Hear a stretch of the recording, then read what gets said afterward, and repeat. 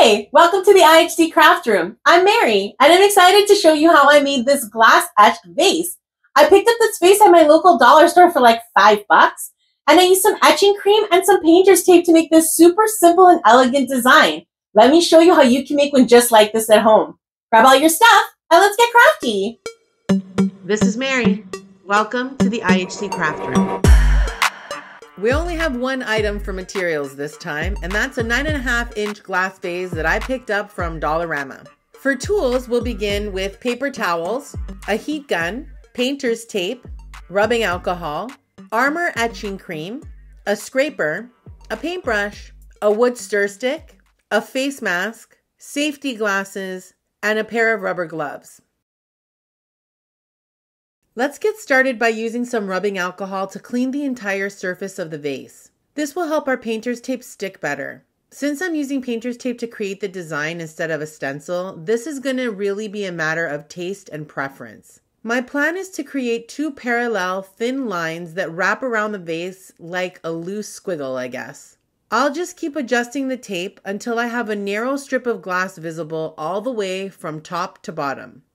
I'm going to use my heat gun to help activate the adhesive on the tape and get a really good grip on the glass. I could have totally used my scraper to help out here, but I decided toasty fingertips was a way better plan, I guess. Once we're satisfied with the first part of the design, I'm going to go ahead and add a bunch more painter's tape to the glass we don't want etched, just to be on the safe side. I am notorious at destroying things I don't want to destroy.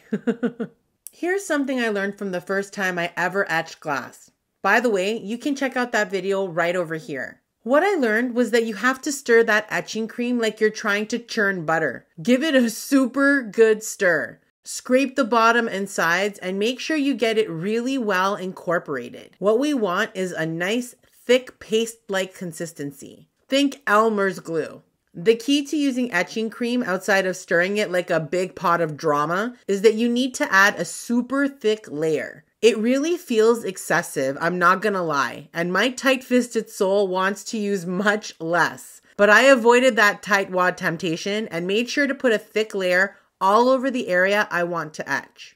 Once that's all done, I'm gonna let the cream sit for 3 to 4 minutes before we head over to the sink to rinse it off.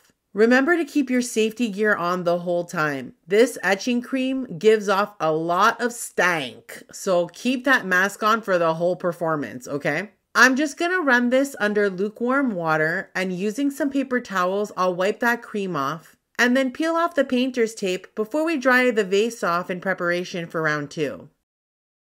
Let's go ahead and do that all over again. I'll start by deciding how much of a gap I want between the first etch line and this one. Then I'll go ahead and start applying the tape accordingly. This was way more frustrating than anticipated, and the vase was like, "Pardon me, I'm at a rave and this is my jam. Catch me if you can."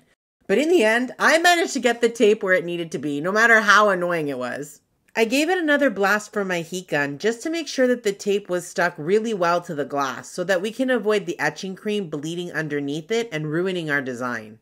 Because I'm Mary and I'm too much, I'm going to give this cream another big stir. Next, I'll apply another super thick layer of the etching cream all over the surface I want etched. And then I'll let it sit for another 3 to 4 minutes before we head back over to the sink for another rinse, wearing our protective gear and using lukewarm water. Once that's done, we'll peel off the tape and give it a really good wipe with some rubbing alcohol.